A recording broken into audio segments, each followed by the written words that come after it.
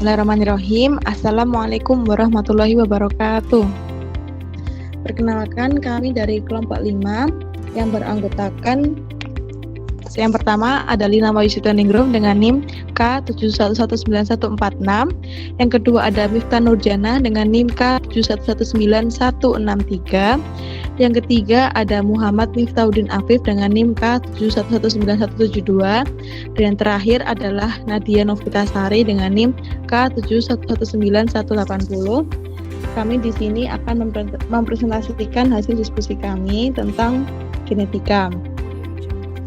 Di sini ada 4 pertanyaan. Yang pertama adalah, buatlah sebuah kasus tentang perebutan anak yang diselesaikan dengan mengecek persilangan golongan darah kedua orang tua yang berebut.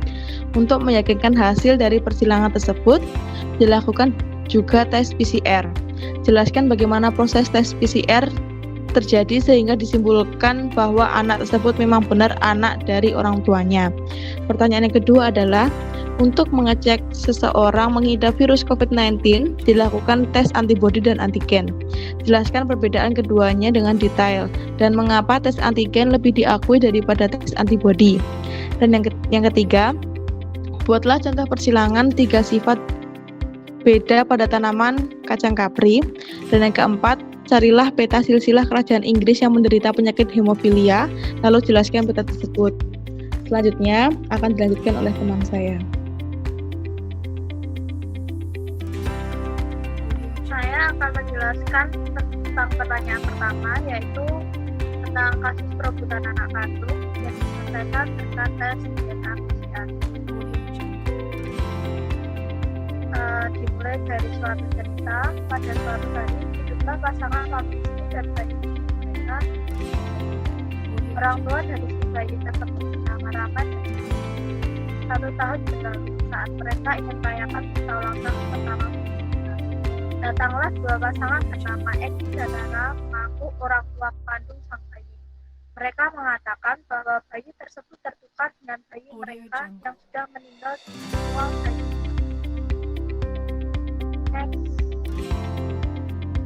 Rahmat dan Cinta tidak terima bayi mereka tersebut.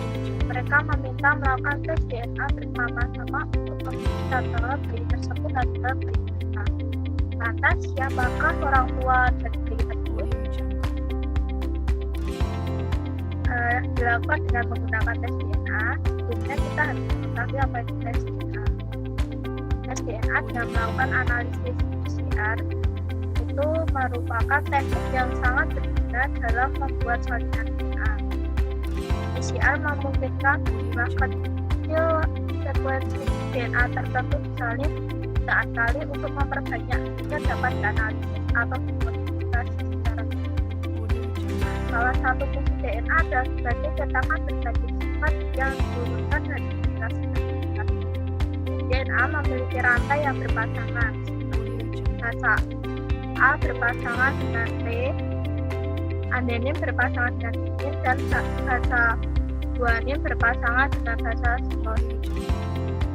Urutan DNA pada manusia sangat panjang, mencapai ribuan hingga jutaan.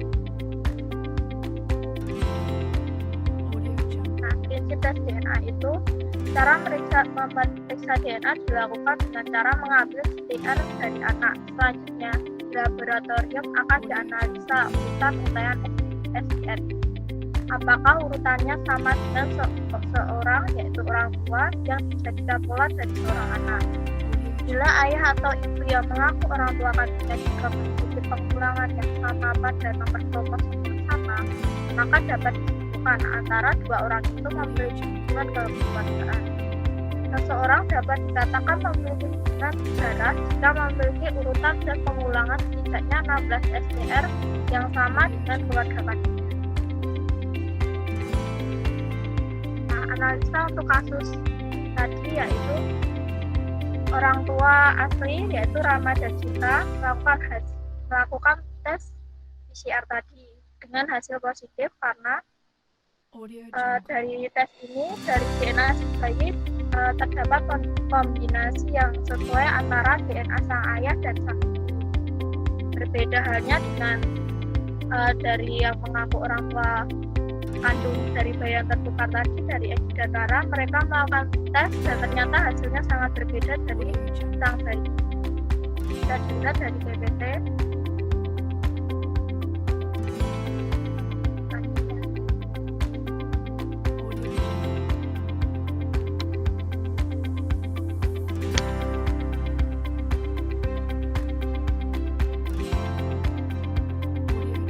Ya, selanjutnya saya akan menjelaskan rapid test antibody versus rapid test antigen. Next. Rapid test. Rapid test kerap digunakan sebagai pemeriksaan awal atau screening COVID-19. Sesuai namanya, hasil rapid test biasanya langsung diketahui dalam waktu yang singkat. Biasanya hanya sekitar beberapa menit atau paling lama 1 jam untuk menunggu hasil pemeriksaan keluar. Hingga saat ini terdapat 2 jenis rapid test yang dapat digunakan untuk mendeteksi keberadaan virus corona di dalam tubuh pasien, yaitu yang pertama, rapid test antibody dan rapid test antigen. Rapid test antibody. Rapid test antibody adalah tes diagnostik cepat COVID-19 yang dijalankan untuk mendeteksi keberadaan antibody dalam darah. Ketika terinfeksi corona, tubuh akan menghasilkan antibody dalam beberapa hari atau pekan kemudian. Antigen termasuk virus corona yang masuk ke dalam tubuh dapat terdeteksi oleh sistem imunitas tubuh. Setelah antigen terdeteksi, sistem imun akan memproduksi antibody untuk memusnahkannya. Keberadaan antibody untuk membasmi virus corona bisa dideteksi melalui rapid test antibody. Next.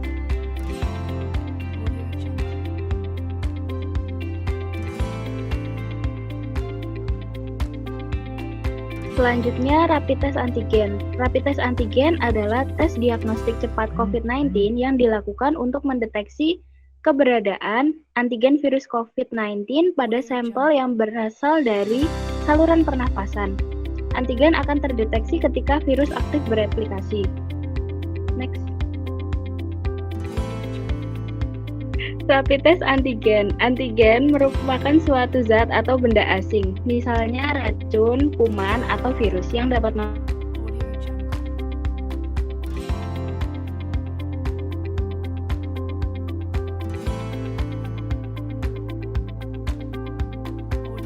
tahanan alami tubuh untuk mencegah terjadinya penyakit. Virus corona yang masuk ke dalam tubuh akan terdeteksi sebagai antigen oleh sistem imunitas. Antigen ini juga dapat dideteksi melalui pemeriksaan rapid test antigen. Rapid test antigen untuk virus corona dilakukan dengan mengambil sampel lendir dari hidung atau tenggorokan melalui proses swab. Next. Saya akan melanjutkan perbedaan rapid test antibody dan rapid test antigen. Dari target deteksi rapid test antibody terdapat pada dalam darah. Sedangkan pada rapid test antigen, materi genetik terdapat pada materi genetik atau protein spesifik dari virus di dalam.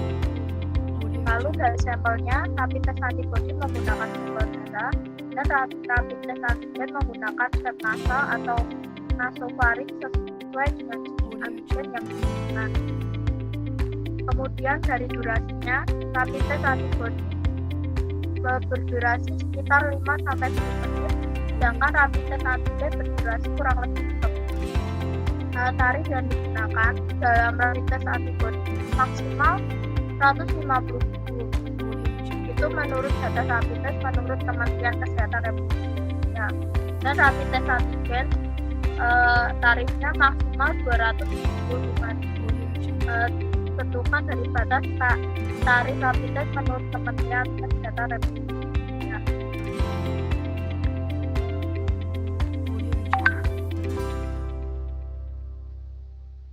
Akurasi rapid test antibody dan rapid test antigen. Rapid test antibody memiliki hasil akurasi yang lebih rendah dibandingkan dengan rapid test antigen. Mengapa? Dirangkum dalam laman WHO, antibody diproduksi dalam beberapa hari hingga beberapa minggu setelah seseorang meninggal.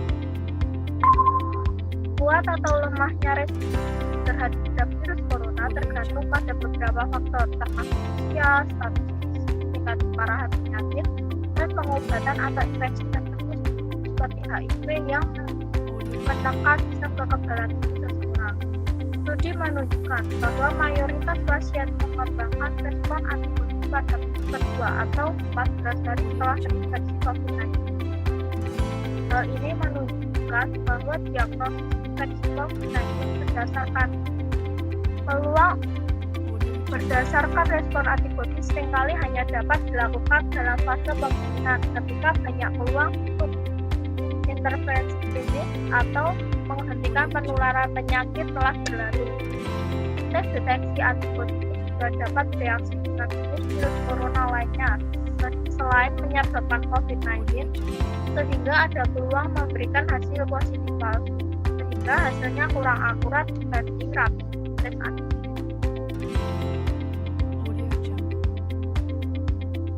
Beberapa penelitian menunjukkan bahwa pemeriksaan rapid test antibodi virus corona memiliki tingkat akurasi yang lebih baik dibanding rapid test antibodi. Hal tersebut disebabkan karena pada rapid test antigen yang menjadi target deteksinya adalah protein spesifik dari virus yang aktif terdeteksi, atau dapat dikatakan jika rapid test antigen mendeteksi virus selama masih dalam tubuh atau itu sebabnya rapid test antigen paling banyak dilakukan ketika orang baru saja terinfeksi.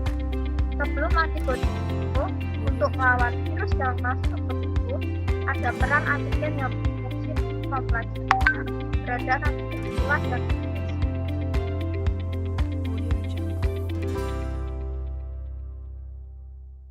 Yang selanjutnya yaitu persilangan tribit pada kacang kapri. Persilangan tribit. Persilangan tribit adalah persilangan antara dua individu dengan 3 sifat beda atau 3 pasang gen. Pada individu trihibrid ini akan menghasilkan 8 macam gamet dan 64 buah kombinasi baru yang terjadi antara gamet-gamet tersebut.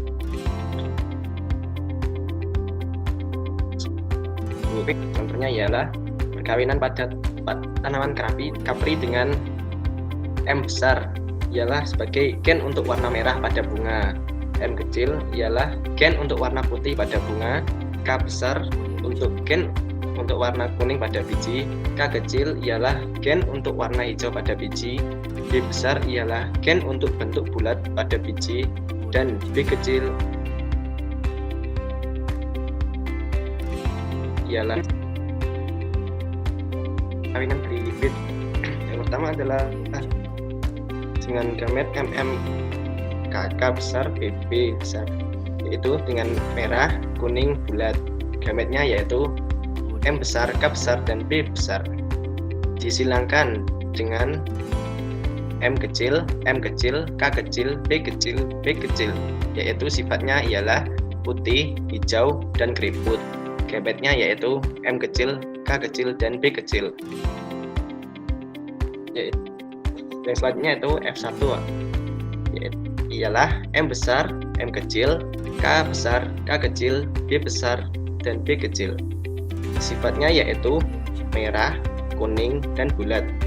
Individu trihibrid akan membentuk 2 pangkat N sama dengan 2 pangkat 3 sama dengan 8 macam gamet.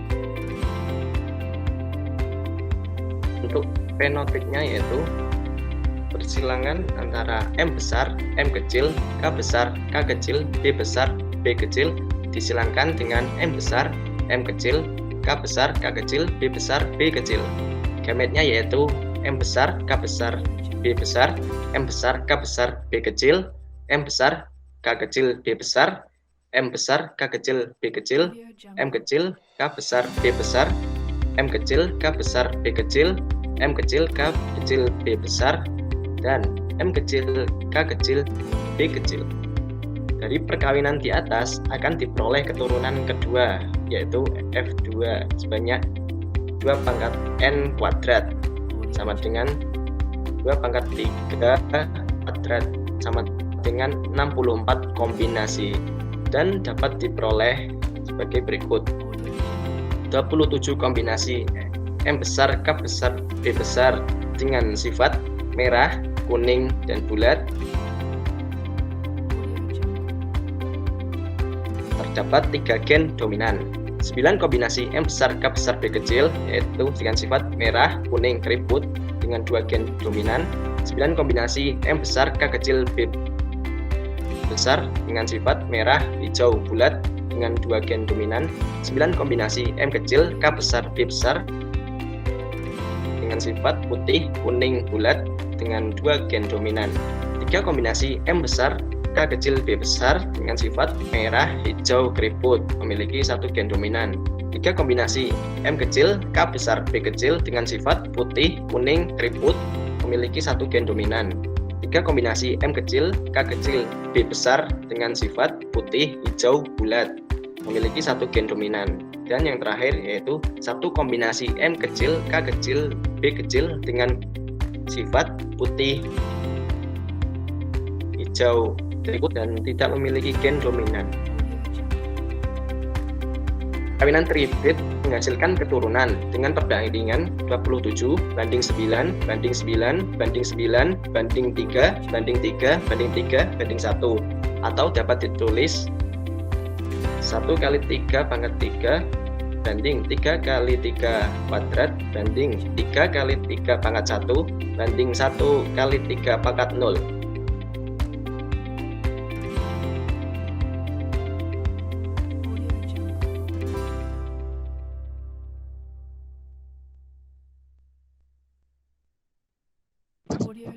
Selanjutnya adalah hemofilia. Hemofilia menurut situs resmi Kementerian Kesehatan Republik Indonesia atau Kemenkes RI, hemofilia adalah kondisi kelainan darah yang sulit untuk menggumpal atau membeku karena tubuh kekurangan protein pembekuan darah. Alhasil, darah penyintas tidak dapat dihentikan apabila terluka. Ketika pendarahan terlambat ditangani, hemofilia dapat membawa penderita pada kecacatan fisik dan berujung pada kematian. Kata hemofilia sendiri pertama kali ditemukan dalam tulisan karya Hope di Universitas Zurich pada tahun 1828. Namun 100 tahun kemudian, seorang dokter dan guru besar kedokteran di Jerman, John Lucas Schonlein, baru memperkenalkan istilah hemofilia atau hemofilia. Ini adalah peta riwayat hemofilia pada keluarga raja Eropa yang diturunkan dari Ratu Victoria. Nah, bisa dilihat kebanyakan dari keturunan dari Ratu Victoria yang banyak menderita hemofilia adalah laki-laki. Setelah ini akan saya jelaskan bagaimana bisa terjadi seperti ini. Penyebab Ratu Victoria dapat menjadi pembawa penyakit genetik hemofilia adalah beberapa keluarga kerajaan besar di Eropa akrab dengan praktik perkawinan sedarah atau incest. Padahal pernikahan antar saudara di keluarga dapat menimbulkan efek buruk untuk keturunannya.